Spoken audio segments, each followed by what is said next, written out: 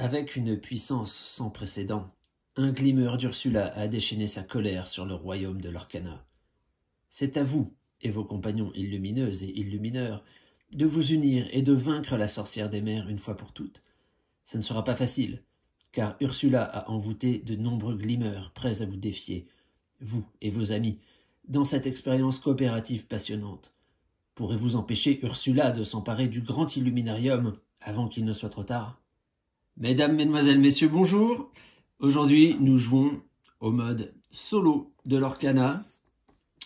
La boîte Quête des Illumineurs est sortie très récemment. On va voir ce que ça donne en solo. C'est parti, à tout de suite. Bien, comment se déroule une partie donc de l'Orcana face à Ursula en mode solo ou en mode coop? Eh bien déjà, chaque joueur va choisir un deck. Alors on peut jouer avec notre deck préféré ou avec l'un des deux decks de départ qui sont fournis dans la boîte. Le premier deck, c'est un deck qui est améthyste et acier. Alors il faut savoir que c'est des decks qui sont composés de cartes des 4 chapitres. Hein, premier, deuxième, troisième et puis quelques cartes du nouveau chapitre là, qui vient de sortir.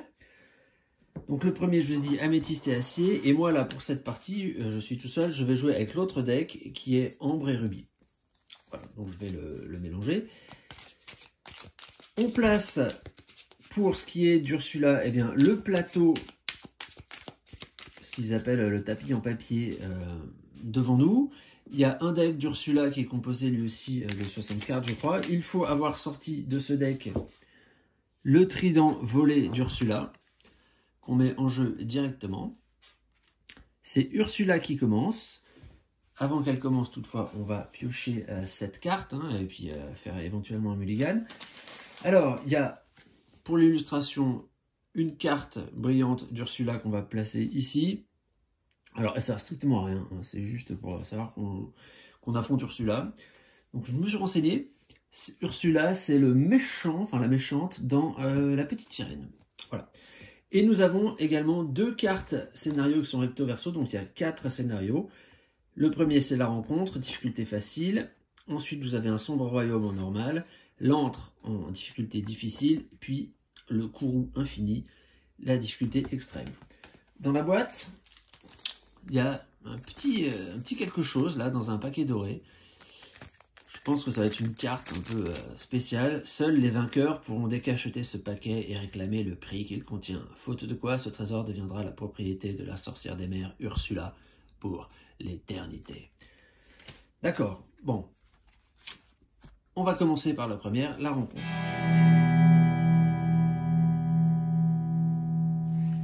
Alors, ce qu'il faut savoir du jeu, comment il se déroule. Bon, c'est Ursula qui commence. À son tour, voilà comment ça se passe. On redresse toutes les cartes d'Ursula. Ensuite, on vérifie s'il y a des effets de début de tour qui doivent être déclenchés. Ensuite, on résout la rangée des cartes d'Ursula. Celle-ci va partir faire du lore, celle-ci va attaquer, etc. Ensuite, nous allons piocher des cartes. Et vous verrez, d'ailleurs, j'ai pas mis de marqueur, je vais le mettre là, que Ursula, alors vous ne le verrez pas dans cette partie parce qu'en mode facile, ça ne change pas. Mais il y a ici un marqueur du nombre de cartes que va piocher Ursula à chaque tour. Ce marqueur va évoluer en fonction de la difficulté et en fonction de l'avancement de la partie.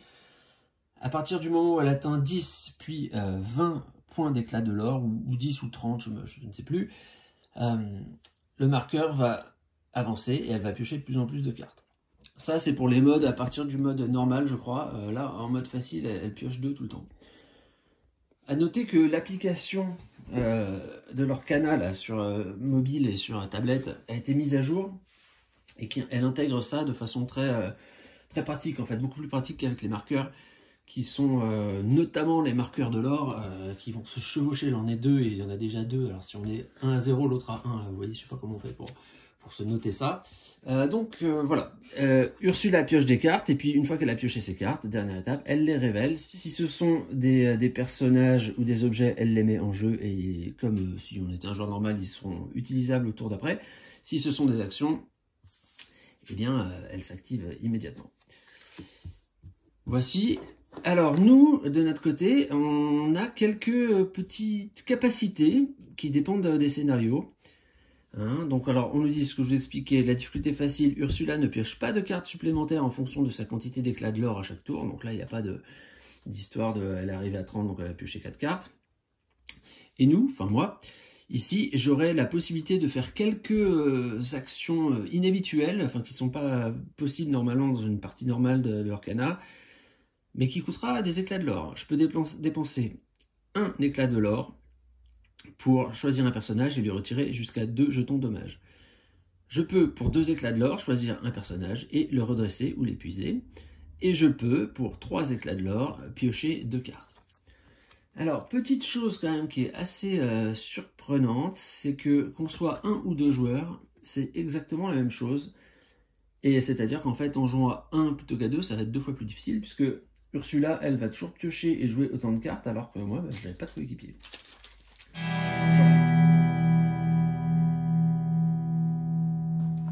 Je pioche 7 cartes dès que j'ai tout mélangé.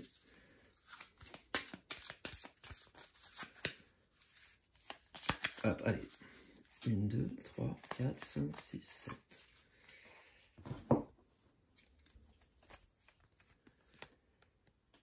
Alors, j'ai un médaillon lesté. Donc, ça coûte 2, c'est ancrable, c'est un objet. Incliné, payé 2 ans. Choisissez un personnage qui gagne plus 2 et attaque pour le reste de ce tour. Chaque fois qu'il défie un autre personnage durant ce tour, vous pouvez piocher une carte. Ah, pas mal ça. Hadès, lorsque vous jouez ce personnage, reprenez une carte personnage de votre défausse. Hercule, charge. Ce personnage peut défier le tour où il est joué. Alors, il faut savoir quand même un truc, c'est que dans les cartes d'Ursula, il y a énormément de cartes qui ont le trait insaisissable. Donc, je ne sais pas si ça va être très utile. Alors, en plus, elle n'est pas ancrable, celle-là. Porcinet, il brille, lui. Hein, ouais, un porcinet brillant. Capitaine de pirate de Winnie. Donc, ancrable 2, c'est un 2-2. Tant que vous avez au moins 2 autres personnages en jeu, ce personnage gagne plus 2 en lore. Ok. D'accord. Donc lui aussi, il peut défier le tour où il est joué. 2, 4, ok. Médaillon lesté. J'en ai 2 là, des médaillons lestés. Ok. Et j'ai perdu le nord. Vous pouvez incliner un personnage, c'est une chanson. Ok. Coûtant 4 ou plus pour chanter cette chanson gratuitement. Tous les personnages adverses subissent moins 2 en attaque. Alors bon, ça sert pas à grand chose parce que les personnages d'Ursula, en fait, ils vont surtout faire du lore, ils vont pas tellement attaquer, c'est par des actions qu'elle va attaquer. On a fait une partie, je le sais parce qu'on a fait une partie en fait avec Léoub déjà. Ok, bon bah écoutez, j'ai pas trop d'idées là, je vais garder cette main, ouais, comme ça je pourrais en mettre en encre, ok. Voilà. Alors je vous montre, tiens, juste avant de commencer, la nouvelle application, enfin la même application mais mise à jour. Donc quand vous démarrez maintenant, vous voyez que, vous allez voir, le temps que le livre s'ouvre, vous allez voir que voilà, il y a le nouveau set qui est apparu, et quand vous allez dans compteur de l'or, soit vous faites une partie classique, soit effectivement vous pouvez maintenant jouer à la quête des illumineurs. Et là vous choisissez votre nombre de joueurs, donc moi je suis en mode facile. On commence et on voit que avec cette belle illustration, la rencontre, champ de bataille facile, voilà. Ursula a 0 de l'or et elle pioche 2 cartes. Là, c'est le compteur de cartes piochées. Ce qui fait que, en fonction du nombre de points de l'or qu'elle va marquer, si on était dans un autre mode, ce compteur évoluerait automatiquement. On n'aurait pas besoin de nous de tenir le compte. Et là, bah, pour les joueurs, c'est toujours pareil. Les éclats de l'or, s'il y avait un deuxième joueur, il y aura un deuxième compteur à côté. Le but du jeu, je l'ai pas dit, ça pourrait avoir son importance. Eh bien, il faut que tous les joueurs, en l'occurrence, il n'y a que moi, mais sur le T2, il faudrait que chaque joueur ait atteint 20 éclats de l'or. 20 chacun. Hein. Il n'y en a pas un qui a 22 et l'autre 18. 20 chacun, au minimum, avant qu'Ursula ait atteint la fin de la piste qui se trouve à 40. Donc, c'est parti. Ursula commence par redresser ses cartes. Bon, il n'y a rien à redresser. Elle vérifie qu'il n'y a pas d'effet de début de tour qui se déclanche. Bon, bah là, il n'y a aucun effet. Elle active ses cartes, donc elle l'incline, toc, et elle gagne un lore. Bon, on va utiliser la tablette, ce sera plus simple. Hein. Ursula, un lore. Voilà. Ensuite, Elle pioche des cartes. Donc elle pioche deux cartes. Alors normalement, on nous dit, les pioches, elle les met d'abord dans sa main. Je ne sais pas trop pourquoi il faut faire ça dans ce sens, puisque il n'y a aucune étape entre celle-ci et la suivante c'est de révéler les cartes piochées. Alors, vous allez voir comment ça se passe. Donc ici, on a une tempête de foudre. Chaque adversaire perd 3 éclats de l'or. Et c'est une carte qui coûte 6 encres. Il se trouve que Ursula, elle n'a aucune encre en réserve. Donc, quand elle ne peut pas jouer une carte, la carte va dans sa réserve d'encre. Donc, en voilà une. Sa deuxième carte, pareil, Capitaine Crochet coûte 5, elle n'a pas 5 encres. La carte va dans sa réserve d'encre. Donc maintenant, elle a 2 encres dans sa réserve. Il faut savoir une chose, c'est que Ursula, quand elle veut mettre une carte en jeu, elle n'a pas besoin de payer l'encre. Il suffit qu'elle en ait assez. Je m'explique. On avait un Capitaine Crochet qui coûtait 5. Si elle a vu 5 encres, elle mettait le Capitaine Crochet en jeu sans incliner ses cartes encre. Et si derrière elle avait une autre carte qui coûtait 5 ou moins, elle pouvait aussi la mettre en jeu.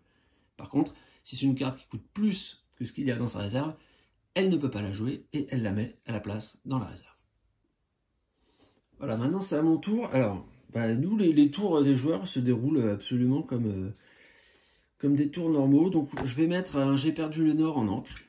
Donc, ma réserve d'encre, on va dire que, pour qu'on la voit bien, je vais la mettre là. Et puis, j'ai oublié de piocher une carte, ça commence bien. J'ai une Mulan. Donc, elle coûte 3, elle a 2, 3, elle fait 2 éclats de l'or. Lorsque ce personnage est envoyé à l'aventure, vous pouvez ajouter sa force de combat à celle d'un autre personnage. Ok, super. Bon, voilà. À Ursula, donc, elle redresse. Alors, je vais quand même la mettre là aussi, ses points de victoire. Hein. Elle a 1. Elle redresse ses cartes. Ensuite, elle vérifie qu'il y a des effets, il n'y en a pas. Elle résout la rangée. Donc, à nouveau, elle va incliner sa carte et elle va donc marquer 1 point de l'or, puisque le trident lui fait gagner 1 point de l'or à chaque fois. Je vous montre un incliné, gagner un éclat de l'or. Ensuite, elle va piocher 2 cartes et les résoudre une par une. Donc, la première, voilà. C'est une carte qui a un coût de 2, elle a 2 encres, donc elle va pouvoir l'utiliser. C'est une action. Infligez un dommage à chaque personnage adverse, puis placez cette carte face cachée dans votre réserve d'encre. D'accord. Bon, j'avais pas de personnage en jeu, donc ça ne fait rien. Par contre, elle a déjà 3 encres. Deuxième carte. Eau agitée. Infligez 2 dommages au personnage avec le coût le plus élevé possédé par chaque adversaire. Bon. C'est une autre action. Alors là, elle le fait, moi j'ai pas de personnage. Donc une fois que les actions ont été jouées, elles vont dans la défausse. Et si jamais il n'y a plus de cartes dans le deck d'Ursula, on mélange la défausse pour en faire un autre.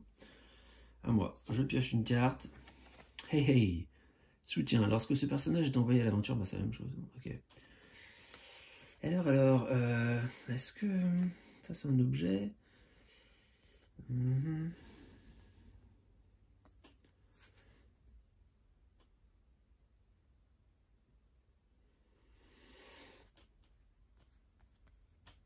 Bon, je vais peut-être mettre quelque chose en encre déjà là. Celui-là j'aurais dû le...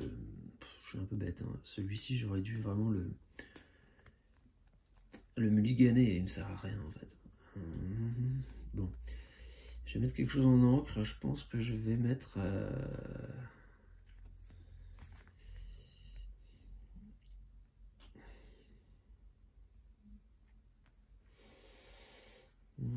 Ça j'aime bien ce truc là. J'aime bien parce que ça fait piocher des cartes en fait. C'est toujours utile de piocher des cartes. Incliné, payer 2 encres, choisissez un personnage qui gagne plus 2 en attaque. À chaque fois qu'il défie un autre personnage. Ouais, en même temps il n'y a pas trop de personnages. Bon, je vais peut-être en mettre un en encre. Une seule fois. Donc j'ai 2 encres. Et je vais jouer. Alors est-ce que je joue un A? Ou est-ce que je joue un truc à 2? Ouais, je vais jouer un porcinet. Donc j'ai un porcinet là qui arrive. Voilà. Allez, à Ursula. Donc elle redresse, il n'y a pas d'effet. Elle y retourne, toc. Elle a maintenant 3 éclats de l'or. Ensuite, elle pioche 2 cartes. On révèle. Hey. Alors oui, les personnages dans le deck d'Ursula, c'est en fait des personnages standards mais qui ont été envoûtés, qui ont été maudits. Alors, pote affamé. Alors voilà, insaisissable. Seuls les personnages avec insaisissable peuvent défier ce personnage. Donc on le met en jeu, à droite. Voilà, lui. Puisqu'il y a 3 encres, elle pouvait le payer. Et enfin, Gaston, brut égocentrique, un autre personnage. Basique et primaire. Lorsque vous jouez ce personnage, infligez 4 dommages au personnage adverse avec le coût le plus bas. En cas d'égalité, vos adversaires choisissent un personnage parmi ceux à égalité. Ok. En fait, j'ai une grosse question par rapport à cette carte. Et j'étais allé voir là sur internet, mais j'ai pas trouvé de réponse tout de suite. C'est infliger 4 dommages au personnage avec le coût le plus bas. Mais est-ce que s'il n'est pas encore en jeu, pas incliné, est-ce qu'il peut quand même le taper ou pas? Je vais dire que non, parce que déjà, voilà. Et en plus, je suis tout seul en mode facile et je trouve que la difficulté est extrêmement mal dosée. Donc vu que je suis en mode facile, mais que j'ai autant d'adversaires que si on était deux, je vais dire que dans le doute, ça va dans mon sens. Ok. Et vous me direz, mais cela dit, j'aimerais bien savoir si ce type de carte, normalement, ça touche aussi les cartes qui sont pas encore inclinées ou pas. Mais à mon tour, je pioche une carte, une Zigouflex, ratissez les poils de tête. Choisissez, inclinez, choisissez un personnage et retirez-lui un jeton dommage. Bon, ça servira à rien du tout. Donc, je vais la mettre en encre immédiatement. J'ai 3 encres. Pour 3 encres, je vais mettre un Mulan en jeu. Et lui, tel qu'il est, alors,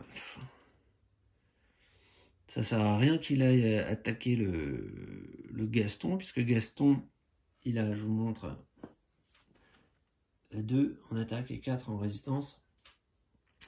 Si je l'envoie attaquer Gaston, il y aura 2 dommages sur Gaston, mais lui il va être mort tout de suite. Donc je vais plutôt l'envoyer à l'aventure.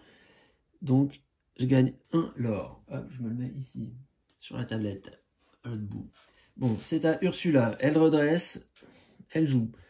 Alors, comment elle joue ses personnages, Ursula? Parce que ça, c'est un objet. Ben, ces personnages, ils sont tout le temps envoyés faire du lore. Et s'ils peuvent pas et qu'ils ont la capacité combattant, ils m'attaquent. Mais en gros, c'est pas compliqué à gérer. Toutes ces cartes, en fait, elle les envoie faire du lore. Donc là, elle met 3 éclats de lore supplémentaires. Elle est à 6. Il y a 6 à 1. Parfait. Ah, c'est vraiment pas pratique, hein, leur truc là. Voilà, je le mets en même temps sur la tablette. Ensuite, elle va piocher 2 cartes. Alors, raz-de-marée, infliger 2 dommages à chaque personnage adverse. Elle n'a pas 4 encres. Ben, ça tombe bien. Voilà, maintenant elle les a. Donc, vu qu'elle n'avait pas de quoi payer cette carte part en encre. Et nous avons ici un requin. Donc, il lui faudrait 5 encres. Elle n'en a pas. Donc, la carte va aller en encre. Ok. Donc, à ce tour, il se passe rien. À moi, je pioche une carte. TK, démon de la terre et du feu, combattant. Ce personnage ne peut pas être envoyé à l'aventure et doit défier à chaque tour s'il le peut. Ok, mais il coûte 6 et je n'ai pas 6. Donc, ce que je vais faire... Bah déjà, je vais redresser mes cartes. Voilà. Ce que je vais faire...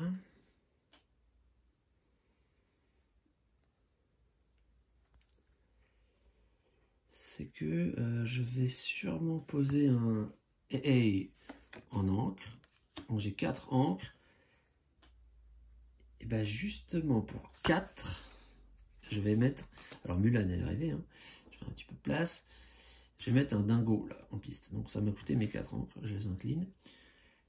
Je les remonte pour qu'on les voit un peu.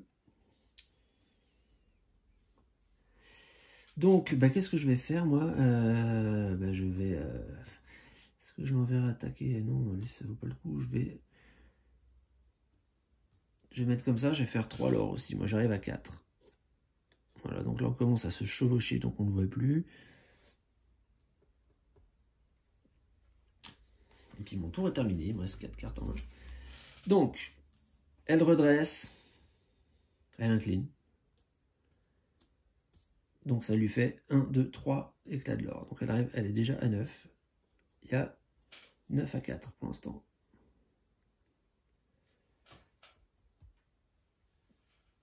Ensuite, elle pioche 2 cartes. Bon, c'est très simple à faire. Hein. Alors, il faut savoir que quand on joue en collaboration, à 2, là, en coop, on peut s'entraider. C'est-à-dire que si j'ai un objet qui ajoute de la force ou une armure, ça peut être mon coéquipier qui l'utilise. Hein. Et on joue, on n'est pas obligé de jouer à tour de rôle, on peut jouer en simultané, mettre une carte, attendre de voir ce que fait l'autre, en remettre une autre, enfin voilà.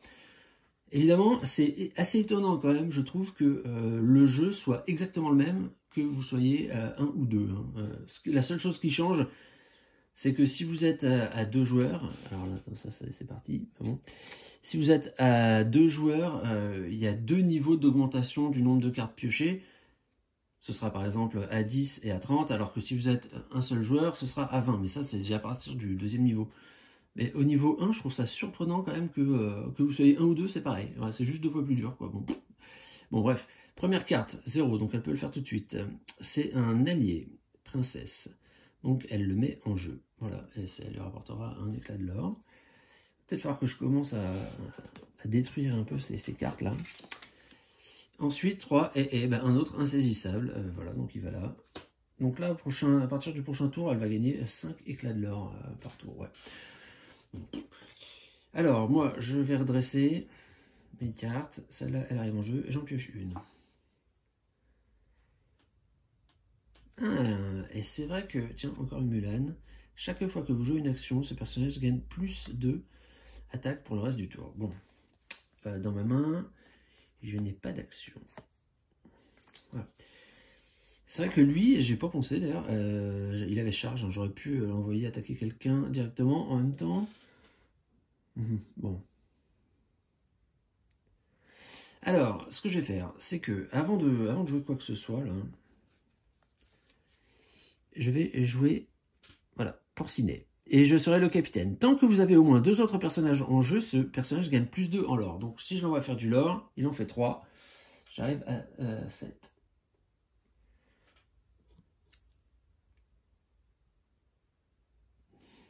Voici. Ensuite, je vais faire ça. Ensuite, je vais envoyer Mulan à l'aventure. Elle fait 2 lore, donc j'arrive à 9 moi aussi. Pof. Et en plus, on me dit, donc là il y a 9-9, donc on ne voit plus rien sur le marqueur. En plus, on me dit, lorsque ce personnage est envoyé à l'aventure, vous pouvez ajouter sa force de combat, c'est-à-dire 2, à celle d'un autre personnage, au choix pour le reste de ce tour. Je vais donc transférer la force de Mulan à Dingo, Super Dingo. Donc il a 4. Et bien, à ce moment-là, à 4, il va attaquer Gaston. Gaston, lui, n'a pas insaisissable, hein, je peux l'avoir. Donc je lui fais 4 dégâts, en retour, je m'en prends 2. Voilà, et Gaston va dans la défausse. Et moi, je me marque avec toujours ces magnifiques petits morceaux de carton de très très haute qualité que j'ai 2 points de vie en moins. Ouais, les marqueurs de dégâts, c'est comme dans les decks de base là qu'on achète. Hein, et ben c'est des trucs à dépuncher à même l'emballage. Hein, toujours une grosse qualité là dans les paquets Lorcana, ça fait plaisir. Ensuite, qu'est-ce que je peux faire là? Est-ce que je vais peut-être mettre ça en route là. Ah, j'aurais dû le faire déjà avant. Hein. Je suis un peu quand je joue à l'envers. Donc ça me coûte 2 encres. Bon, j'ai un objet maintenant. Oui, j'aurais pioché une carte. Hein. Incliné, payer 2 encres, choisissez un personnage qui gagne plus 2 pour le reste de ce tour. Chaque fois qu'il défie un personnage de ce tour, vous pouvez piocher une carte. Ah oui, j'aurais pioché une carte. Bon, on va faire marche arrière. Hein. On va dire que j'ai mis ça avant. Je paye mes 2 encres. Les 2 encres qui me restent, on voit pas, j'en avais 4. Hop. Oui, bah je vais vous dire, franchement, je suis pas fan du tout de ce jeu, donc ça ne me pose aucun problème de ce jeu, de cette boîte de jeu, parce que le jeu Lorcana 1 contre 1, je trouve ça super marrant, mais là, je suis très très déçu. Je veux dire, je vais faire une vidéo après pour donner mon avis sur la chose, mais donc c'est sans aucun scrupule que je fais des marches arrière. Donc je l'incline, j'ai payé 2 encres, je choisis un personnage qui gagne plus de, c'est lui, il a défié, ok, et je pioche une carte. On va jouer dans le bon sens, hein, on va avoir une carte de plus. Le retour de Bruno, reprenez en main une carte personnage de votre défausse, puis choisissez un personnage et retirez-lui jusqu'à 2 jetons dommage. Ah bah, magnifique. Bon, allez, mon tour est terminé, donc là, ça redresse, pof, ça va là. On va tout incliner, 1, 2, 3, 4 éclats de l'or pour Ursula. 1, 2, 3, 4... Et ici, je vous annonce qu'elle est arrivée à 13. Et moi, je suis toujours à 9. Voilà. Mais bon, si elle m'attaque pas, a priori... Alors, 2 cartes. Enfin, elle a des cartes quand même qui sont absolument redoutables. Hein. Je vous préviens tout de suite. Alors, un capitaine Crochet. Alors, 5 ancres. J'ai 5 ancres. Donc, il va rentrer eh bien, en piste. Alors, oula, duelliste sournois. Alors, il a 4 points de vie, lui. Ok. Il met 7 en attaque. Bon, sans dire que celui qui va le défier... il va tirer sa révérence. Et l'autre carte... Bruno Madrigal, oracle innommable. Elle coûte 2, donc il peut la mettre aussi. Envoûté, allié, Madrigal, sombre prophète. Lorsque vous jouez ce personnage, chaque adversaire place les 3 cartes du dessus de sa pioche dans sa défausse. Ah! Bon, et ben alors, les 3 cartes du dessus de ma pioche, les voilà. On voit plus grand chose, hein. C'est vrai que ça prend pas mal de place. Je vous montre ça par là. Et c'est donc un retour de Bruno, bah, très bien, Mulan et Hercule. Ok, bon, c'est pour les meilleures cartes, donc ça ne me dérange pas plus que ça. Ma pioche est là. Enfin, ma pioche, ma défausse, je veux dire. Donc ça, ces cartes-là sont comme ça. Ok, j'essaye de faire un peu de place. Hein, mais... Bon, bah, je vais tout redresser. Donc j'ai actuellement 4 encres. J'ai rien mis en encre, tiens, d'ailleurs, la dernière fois. Bon. Donc, bah oui, j'ai pas grand-chose à mettre en encre, hein, par celle-là. Ok, je pioche une carte. Mais regardez ce jeu bizarre là, il n'y a aucune carte à ancrer là-dedans. Très bien, alors, c'est pas grave. Ce que je vais faire déjà, c'est que lui, bah, je vais l'envoyer à l'aventure, donc il fait 1, et comme j'ai 2 autres personnages, il fait 2 de plus, donc il fait 3, je suis à 12. Elle, je l'envoie à l'aventure, j'arrive à 14. Alors pour info, je viens de passer devant Ursula, on voit rien là avec... regardez-moi ce travail. Heureusement que l'appli est bien faite, hein, parce que sinon là c'était vraiment, on est sur du foutage de gueule total. Ok, donc en plus elle peut donner sa force à quelqu'un d'autre, mais j'ai lui qui le fait aussi. Il faudrait peut-être pas que j'oublie de... Je vais mettre une Mulan comme ça en encre. Hop, j'ai 5 encres dans ma réserve. Alors, bon, qu'est-ce que je fais? Donc, je vais incliner ça pour donner 2 de force à lui. Lui, il va attaquer... Ah ben, il ne peut pas attaquer le capitaine Crochet. Un peu dommage. Il ne peut pas attaquer le capitaine Crochet. Est-ce qu'il peut attaquer quelqu'un d'autre?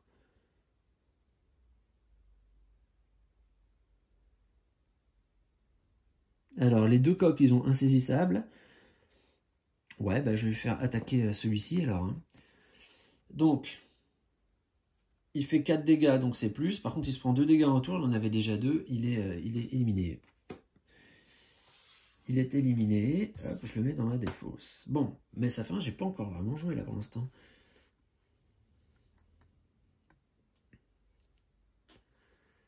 Oui, ça, Naamari, là, a priori, c'est Naamari, pardon, c'est pas mal, un combat à 2 armes. Chaque fois que ce personnage en défie un autre durant votre tour et lui inflige des dommages, choisissez un autre personnage et infligez-lui en autant. Ouais. Ouais, c'est bien, sauf que elle peut pas attaquer ceux qui sont insaisissables déjà, donc ça limite. Il y aura les 2 là, bon, on va voir. De toute façon, moi ce que je vais faire, c'est que pour 4 encres, j'ai pioché une carte ou pas là quand j'ai envoyé Dingo? Ouais, c'est celle-là que je viens de piocher. Pour 4 encres, je vais jouer Hadès. Lorsque vous jouez ce personnage, reprenez en main une carte personnage de votre défausse. Ben, je vais reprendre Dingo. Voilà. Et en plus, la bonne nouvelle quand même, c'est que j'ai un 3e personnage, donc ça va continuer à s'appliquer. Voilà pour mon tour. Il redresse. Est-ce qu'il y a des effets de début de tour? Non. Il incline. Alors là, ça fait mal. 1, 2, 3, 4, 5, 6. Elle met 6 d'un coup, donc elle est à 19. Et moi, j'étais à 14. Remarque, j'ai presque gagné, moi. 19 à 14. Bon, ensuite, elle pioche 2 cartes. La première, Tamatoa, envoûté méchant.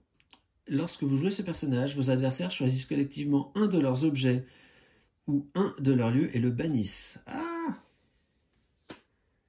Ben, j'ai pas le choix, hein. Mon médaillon lesté. Ok. Deuxième carte. Une lame de fond. Bannissez tous les personnages, objets et lieux adverses coûtant 2 ou moins. Ah! Eh ben, plus de porcinet. Alors là, je suis pas bien, là. Bon, c'est à moi. Ok. Alors, je redresse tout. J'ai 5 encres. Pioche une carte. Alors là, j'ai perdu quand même. Oh! Oh! Oh, oh, oh, oh! Le feu du dragon. Choisissez un personnage et bannissez-le. Ça donne pas envie, ça. Hein, de dire au Capitaine Crochet, tu dégages. Ouais, en plus, je suis quasiment arrivé. Alors, je vais faire 3 l'or. Donc, j'arrive à 17. Elle est toujours à 19. Remarque, est-ce que lui, je ne le ferais pas attaquer à 5?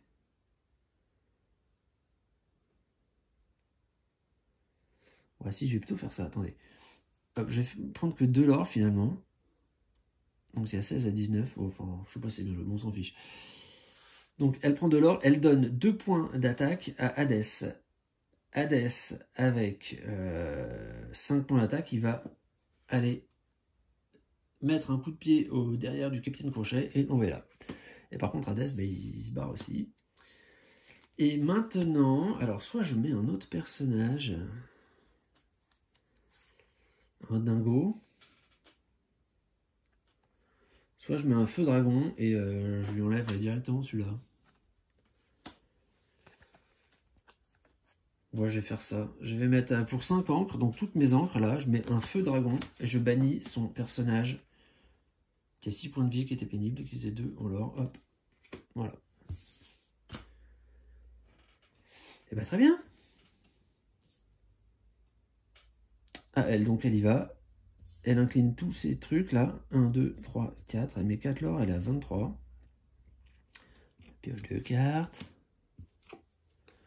La première, Jafar. Alors lui coûte 7. Ouais, elle a pas 7 encres. Bah tant mieux, franchement.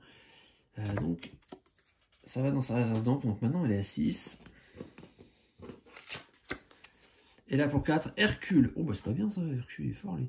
Rempart. Lorsqu'un adversaire défie l'un de vos personnages. Alors quand il y a écrit vos sur les cartes d'Ursula, ça serait faire Ursula. Les adversaires, c'est moi.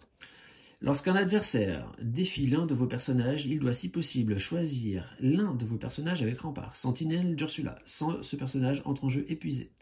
Tout a un prix pendant le tour de vos adversaires. Ils peuvent payer collectivement 3 éclats de l'or pour bannir ce personnage. D'accord. Bon, il rentre en jeu incliné. Ok, à moi. Je redresse. Je pioche. J'ai pris réponse. Bon, bah de toute façon, là, ce qu'il faut que je fasse, c'est que... Ah, c'est dommage quand même, un truc. Il n'y a pas quelqu'un qui peut faire 2, là, en l'or.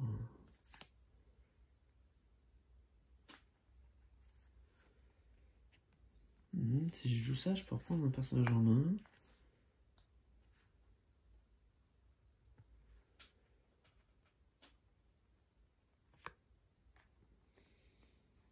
Enfin là, moi, il faut que je marque 4 éclats de l'or, et puis là, enfin même pas 4 en fait. Juste, il faut que je trouve le moyen d'en rajouter 2. En fait, il faudrait qu'elle survive quoi, au tour d'après.